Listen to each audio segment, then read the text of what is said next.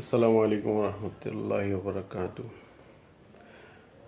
Media বা corporate জগতে মহিলাদের আগমন, এটা অনেকে খারাপ চোখে দেখে বা ভালো চোখে দেখে। আমি একটি সাইকোলজিক্যাল বিষয় এটা নিয়ে একটা ভালোভাবে চিন্তাধারা করলাম যে অনেক ক্ষেত্রে দেখা যায় আপনি বা আমি যখন আমরা টেলিভিশন দেখি বা রাস্তায় যখন চলাচল করতেছি, স্ক্রিনে একটা মহিলার ছবি ভেসে উঠলো, সে সাজুগুজু করে সুন্দরভাবে আসলো, এসে সুন্দরভাবে উপস্থাপন করতেছে।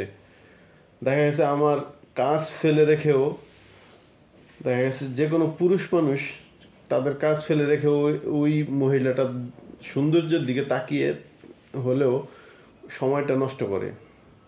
তারপর আবার দেখা যায় যে বিভিন্ন সংবাদ পাঠক পাঠিকা, আজ থেকে প্রায় 30 বছর আগেও দেখা গেছে যে সংবাদ পাঠকও ছিল, সংবাদ পাঠিকারাও ছিল। কিন্তু আস্তে আস্তে দেখা গেল যে সংবাদ পাঠিকাদের উপর মানুষের নজরটা বেশি পড়তে থাকলো বা তাদের মনোযোগটা সবসময় বেশি থাকে।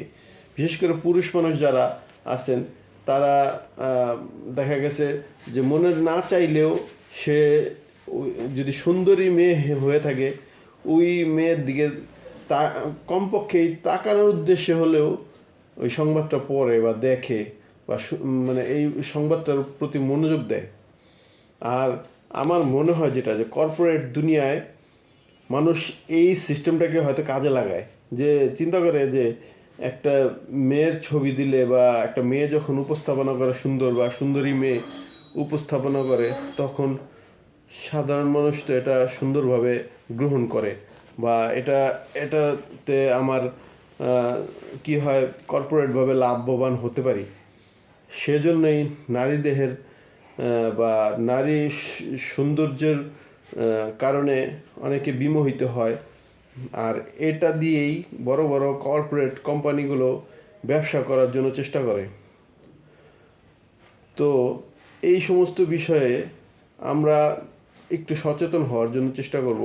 আর যারা কর্মক্ষেত্রে ব্যস্ত থাকেন তাদের সাবজেক্ট হলো আরও বেশি এগুলো হয় যে তাদের সময় নষ্ট হয়। দেখা গেছে রাস্তার স্ক্রিনে ভেসে উঠলো, মানুষ কাজকর্ম রেখে ওই স্ক্রিনের সামনে পড়ে রইলো। তো দেখতে দেখতে তার সময়ও চলে গেল, তার সময় নষ্ট হলো। যদি চাকরি করে তাহলে বসের ঝাড়ি খেতে হলো, আর যদি সে ব্যবসা করে তো ব্যবসায় লস খেতে হয়। অতএব কর্পোরেট প্রতিষ্ঠানদেরকে আমি রিকোয়েস্ট করব যে নারী দেহ বা নারীদের চেহারা বা সৌন্দর্যের এগুলো প্রদর্শন করা থেকে দয়া করে বিরত থাকবেন। আল্লাহ তালা এই বিষয়ে আমাদেরকে সঠিক বুঝ দান করেন। আর এগুলো যৌন সুরসুরি ছাড়া আর কিছুই দিতে পারে না।